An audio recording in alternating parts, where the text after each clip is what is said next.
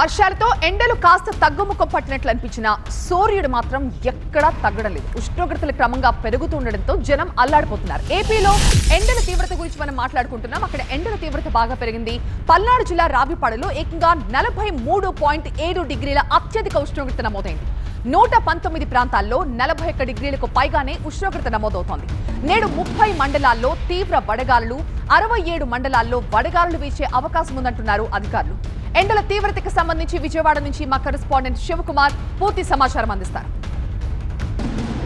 ఏపీలో భానుడి ప్రతాపం రోజు రోజుకి పెరిగిపోతూ ఉంది. రాష్ట్ర వ్యాప్తంగా పలు జిల్లాల్లో రికార్డు స్థాయిలో ఉష్ణోగ్రతలు నమోదవుతూ ఉన్నాయి. ఉదయం 10 గంటలు దాటితే చాలు ప్రజలు బయటికి రావాలంటేనే కూడా భయపడిపోతున్నటువంటి పరిస్థితి.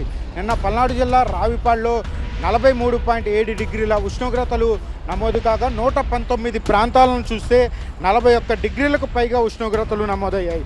అదేవిధంగా ఈరోజు రేపు కూడా ఉష్ణోగ్రతలు అత్యధికంగా నమోదయ్యే అవకాశాలే ఉన్నాయని చెప్పని వాతావరణ శాఖ అధికారులు చెప్తూ ఉన్నారు. నేడు మొత్తం 30 మండలాల్లో తీవ్ర వడగాలులు వీచే అవకాశం ఉంది. 67 మండలాల్లో ఓ మోస్తారు వడగాలులు వీచే అవకాశాలు అయితే కనపడుతున్నట్లుగా వాతావరణ శాఖ అధికారులు చెప్తూ ఉన్నారు. నిన్న పల్నాడు జిల్లాలో నమోదైనటువంటి ఉష్ణోగ్రతలను చూస్తే 43.7 డిగ్రీలు అత్యధికంగా నమోదు కాగా ఈ ఉష్ణోగ్రతలు రానున్న రోజుల్లో 43 నుంచి 45 డిగ్రీల వరకు కూడా చేరుకునే అవకాశాలు ఉన్నట్లుగా వాతావరణ శాఖ అధికారులు చెప్తూ ఉన్నారు.